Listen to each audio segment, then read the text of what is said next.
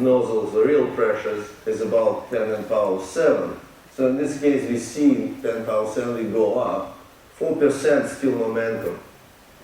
4% is low flammability level. So this graph is very useful for hydrogen safety engineering because it could allow you to shorten the safety distance. For example, we estimated recently for pipelines in US and Germany, pipelines with hydrogen.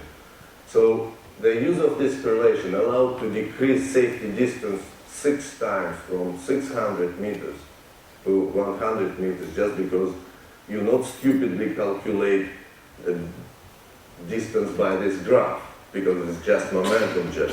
Use this graph and show that your jet became, if it's downward curve, so it starts to divert up, so it doesn't matter that 4% there, you stand here. So you're taking for safety distance on the horizontal path.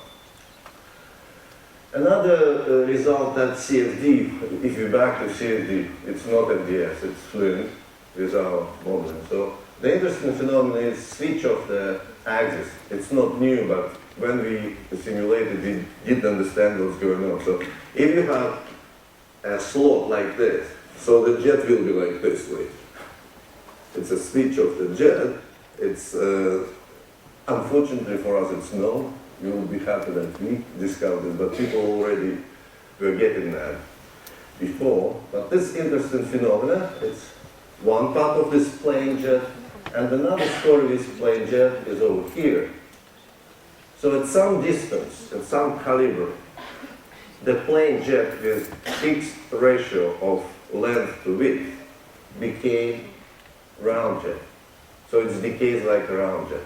So that similarity, law by Chen and Roddy for plane jet to D doesn't work, and it overestimates safety distance. You shouldn't use it because that's too costly.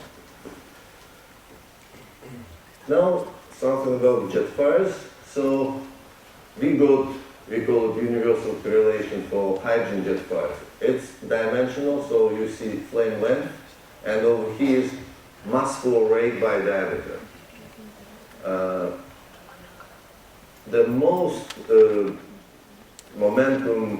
high momentum jets are on the right side of this slide, and you see that scattering is about 20%. Unfortunately for subsonic, it's about 50%, so we're now working how to improve it. Then if we go back to very well known for fire community correlations of plane length with root number, what we got, it doesn't work for under-expanded jets. Okay, if you could accept 50% scattering on momentum regime, that's fine, but it seems too much. Buoyant part for plumes, for fires, works fine. But if you go to high fruit numbers, it doesn't work. And it's true because fruit dependence on Reynolds number or Mach number should be here. So, because fire problem is usually just a part of the whole. This hydrogen is different. This hydrogen, if you fire safety engineer, you still have to learn how to deal with non-reacting releases, with explosions, detonations, a little bit different from just firing buildings issues. So to make it easy for regulators who cannot understand CFD or whatever, through CFD we made this simple nomogram. Example, you take a leak diameter 3 millimeters. You go then to the right to the yacht storage pressure, which is 350 in this case. And then you go up, and that jet correlation you use over there, and you'll get that your flame length will be 5 meters. 5 meters is not the biggest. I will show next slide is a bit bigger. Okay, it's 2 minutes or 1 minute? 2 minutes, okay. Here are another interesting results we got, because when we analyzed a lot of data, I guess it's about 170 points here. 70 points. What we found, that location of the flame tip, which you could find in the Proceedings of Combustion Institute from very eminent people, I will not name them.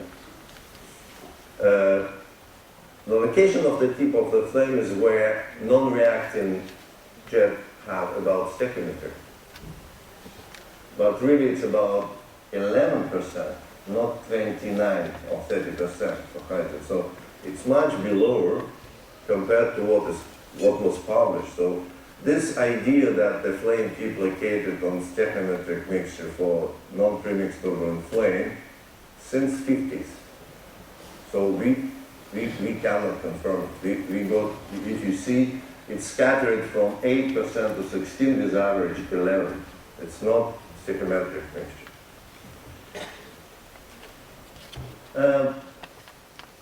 I'm probably the last person who would like hydrogen economy not go ahead, but there's some issue which not allowing me to have an idea to buy hydrogen car.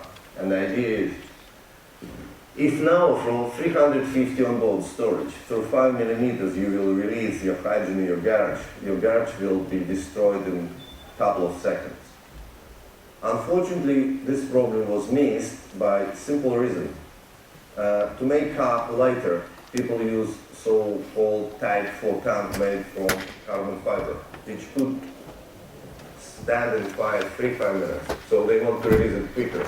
But when they release it quickly, they just destroy the gas in another way.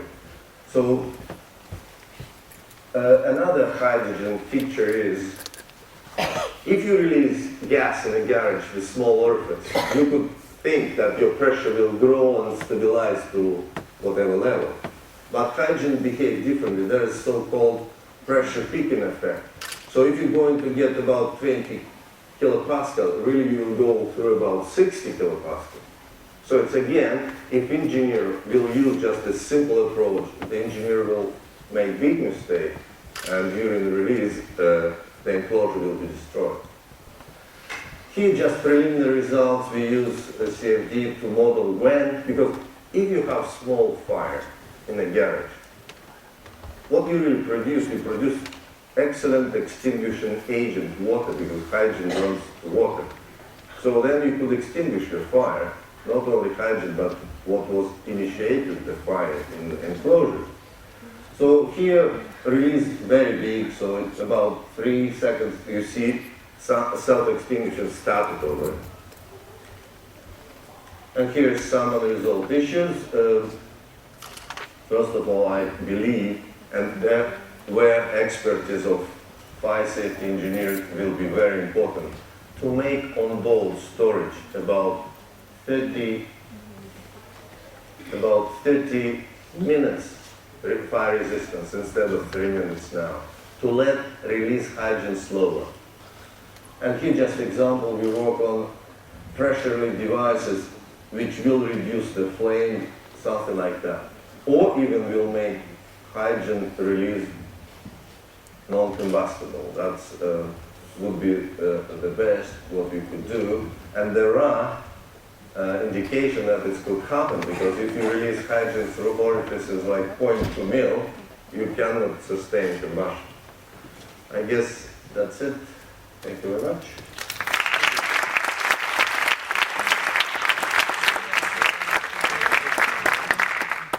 We have a few minutes for questions.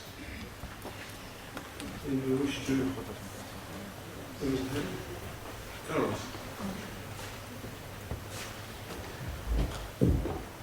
So I think that one of my understanding is that also one of the problems with hydrogen is the wide range of flammability limits. Could you elaborate a bit on?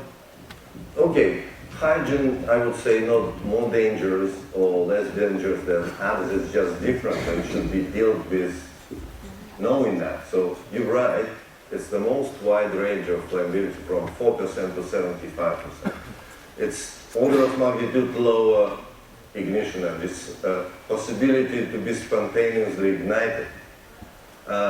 It's prone to DDT, deflagration to detonation tradition. But it has the biggest safety asset called buoyancy. So if you make your system to let hydrogen go, not accumulate, it's safe. Example, big truck is propane, turned on the road, leak of propane, cloud spreads, catch a fire, explode. Recently, probably some months ago in US, big track change, they have a pinhole. Okay, it's all gone, that's it.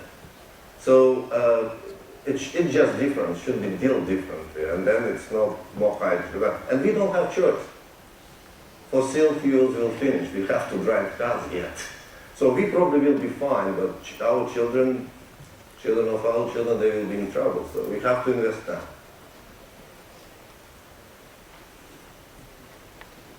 One more question?